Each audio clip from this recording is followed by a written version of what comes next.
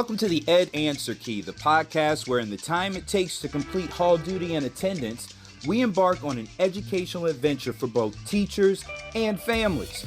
So whether you're a seasoned educator or a family navigating the school system, buckle up for the Ed Answer Key.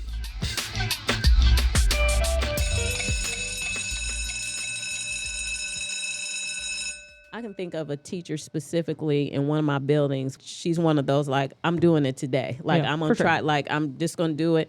She'll ask for help. Like, can you come watch me do it this period? And then, you know, give me some feedback so I can see what I need to change up. And it makes a world of difference. And then she continues, like, she doesn't stop. And she's one of those teachers that her kids are definitely independent students. And these are seventh graders. So it's not like, you know, she had them as seventh graders, and now they're eighth graders, so you've got them trained and all of that kind of stuff. But there's nothing wrong with asking for help because I need help. You know, it's like, so I think teachers... That's like your mindset. You know, there are a lot of teachers that have that kind of closed or kind of fixed mindset of, I got everything I need to know. Like, I am the expert, and I don't need to know this, especially when it is mandated. You know, we're voluntold to, you know, do something.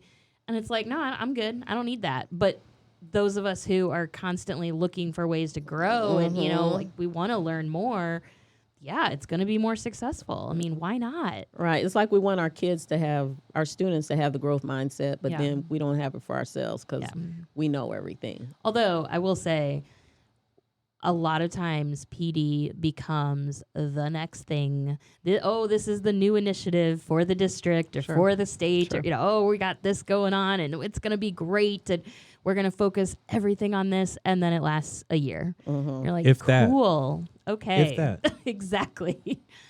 Yeah. All right.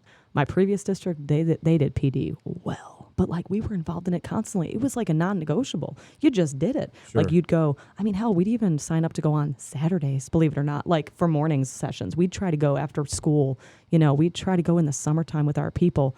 Like, it was just part of the culture. Everybody wanted to learn. So how do we change that culture? Because I remember teachers were always willing to work in the summers, you know, and it's not like that now, you know, and you like you said, it's a culture and you got to have that, and it can't be like one or two people, you know, or like you have 4 teachers from one building and only one from another. It doesn't work. So how do we change that culture so we can...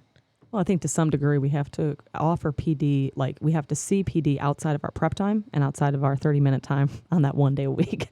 Like, I just think we have it in such set time frames where we're already too maxed out in those moments. It just isn't effective. So I enjoy PDs that I can go for whole times, several hours. Now, that sounds ridiculous, but I get way more out of it in those moments than I do for all these like little mini PDs essentially. So I would, of course, bargain for, you know, departments or half of departments. You know, maybe they do get sub days or something like that where it's not just planning on content, but it's actual PD with those groups of people to build their capacity together, or like half the group, you know, like it just makes more sense. You don't cover the whole day, you know, do it the time they have the prep. So maybe it's a couple class periods. I know our sub shortage is tough, but it's like, I think we can figure out some things. So it can be figured out.